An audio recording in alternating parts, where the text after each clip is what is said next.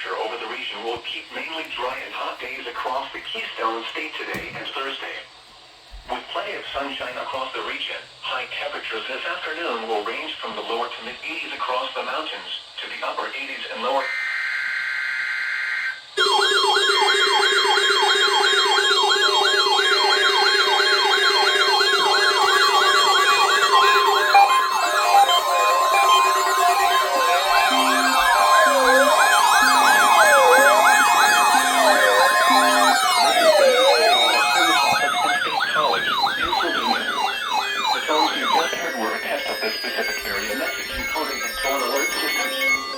During dangerous weather events, NOAA weather radio receivers can be activated by these systems.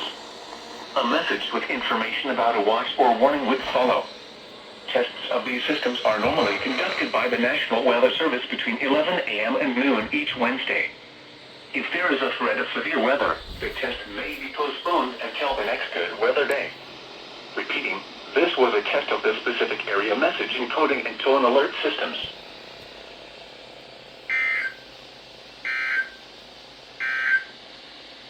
Weak high pressure